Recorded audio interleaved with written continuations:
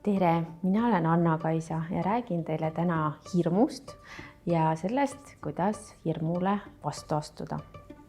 No hirm on õudselt kasulik ja hea emotsioon ju tegelikult, et see on ju selleks meie sees olemas, et see kaitseb meid ohtude eest ja hoiab, et meiega juhtuks midagi halba. Aga vahel me kardame selliseid asju, mis tegelikult ei ole meile ohtlikud.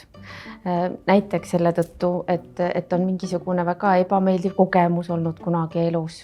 Näiteks inimene ongi kuidagi saanud haiget liiga palju või on midagi hirmutavat juhtunud näiteks seal arstikabinetis. Et siis see kohe on nagu niimoodi õpetanud, et vot, see on liiga hirmus. Selle eest ma pean ennast kaitsma ja see hirmutunne kaitseb mind tegelikult. Ja teine viis, mis on õudselt ka selline hea asi meie elus tegelikult, kuidas me saame õppida kõiki asju, kaasa arvatud hirme, on see, et teiste pealt õpime. Et näeme seda, kui keegi teine kardab, see on väga hästi tuntav, kas või füüsiliselt ja tajutav ja saame aru, et aha, tema kardab, näiteks minu emme kardab, väga hea, kardan ka, et see on õige. See hoiab mind või siis ka näiteks mõnest filmist vaadates või lugedes kas või sellest, et kui hirmus võib mingi olukord olla või kas või hambaarst või mingist õudusfilmist vaadata, kuidas hambaarsti riistadega haiget tehakse. Et ka sellised seosed juba salvestatakse meie aiu ja kohe tuleb see õigel hetkel sealt välja, et okei, see on ohtlik. Hirmudega on ju ka selline lugu, et tegelikult päris paljud meie hirmud ei ole ka üldse mõistlikud ja nad tegelikult ei aita meid elus edasi. Ja tegelikult enda tervise eest hoolitsemine on pigem see, mis meid aitab ja ka arsti juures käimine. Ja sellepärast ongi õudselt hea endale tunnistada, et mitte võib-olla see olukord ei ole niivõrd hirmus ja ohtlik, vaid mina kardan, et see on see hirm minu sees, mis mind praegu takistab. Esiteks võiks endale selgeks teha selle, et need olukorrad, mis tekitavad meis ärevust ja hirmu, me kipume neid vältima, sest see tundub, et see aitab selle halva tunde vastu. Aga mis tegelikult aitab seda ärevust vähendada, on see täpselt vastupidine, kui me teeme seda asja, mida me kardame. Et see on kõikide selliste hirmude puhul nii, et näiteks kui me kardame esineda, siis me tegelikult peaksime rohkem esinema ja see aitaks meid. Kui me kardame hambaarsti, siis me just peaksime minema sinna ja see võib seda hirmu hoopis võtta maha. Nii et see on esimene asi, mida võiks enda jaoks läbi mõelda. Ja siis ka mõelda, et kuidas see olukord oleks piisavalt talutav minu jaoks, et kuidas ma saaks hakkama selle hirmu ja ärevusega. No, osadel inimestel aitab väga, kui keegi on kaasas, et keegi lähedane inimene, keda sa usaldad, kes sul kas või hoiab kätt seal selle protseduuri ajal näiteks, et see juba rahustab. Siis võib ise teha mingeid asju, mis kuidagi aitavad pinget maha võtta, et kas kuulata mingit rahustavat muusikat seal hambaarsti ooteruumis juba enne või sinna minnes, et seal ooteruumis võib ka päris vastik olla see, et kõik need puurihääled ja asjad kuulda, et see võib teha ärevamaks, aga ma võin ju asendada selle mingi rahustava heliga hoopiski enda jaoks.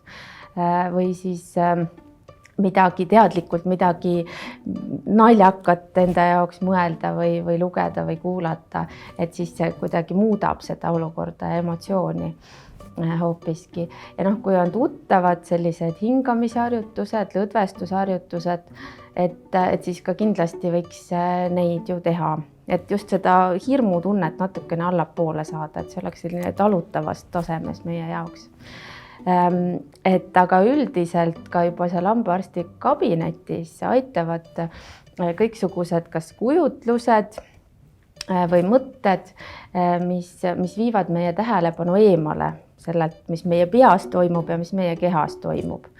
Ehk siis sellelt hirmutundelt, mis võib olla kuskil kõhus tunda või peas tunda või selline hästi ebameeldiv, kõik me teame, kes on. Ja ka nendelt mõtetelt, et mis ta nüüd teeb, kas ta äkki teeb mulle haiget, mis nüüd juhtub, ma ei taha siin olla. Et nendelt mõtetelt ja tundelt tähelepanu eemale saada, et kas võib, ma ei tea, mingid arvutusülesandeid endale peas anda ja proovida midagi arvutada või siis ka kujutleda ennast mingisse rahulikku kohta näiteks. Aga noh, ka miks mitte tõesti kuulata midagi enda kõrvaklappidest ja ma olen näinud ka osadel hambaarstidel on juba mingid ekraanid pandud lakke, et saad hoopis vaadatagi midagi muud. Et just see on tähtis, et tähelepanu eemale saada sellelt, mis kuidagi ütleb, et oi, mis nüüd saab, et see on liiga hirmus. Lapse hirmu eelkõige ikkagi vanemad läbi oma eeskuju. Ja vahel ongi niimoodi hea, et vanem läheb ette ja näitab ette, et vot ma viskan ka siia tooli pikali ja siis hambaarst teeb minuga midagi ja mul üldse ei ole hirmus ja ma saan hakkama, eks ju. Või ka jutustada sellest, et kuidas ma seal käisin ja mis mind seal ees ootas ja mis tehti. Et samuti, et juba laps teaks, et mis seal ees ootab, on ju, et see ei olegi nii ületamatult hirmus. Või lugeda, ma ei tea, vahel on nendes laes on need õhutusrestid või lambid, et lugeda üle, mitu seda resti seal on, eks ju, reas või mida iganes saab nagu oma tähelepanu korraks pingutada ja just sinna väljapoole see viia, et need tegelikult aitavad. Aga ma ütleks, et ikkagi lapsel võibki ka täitsa kätt hoida ja jutustada midagi, mis kuidagi seda tähelepanu eemale tõmbab, et see ka reeglina võiks aidata.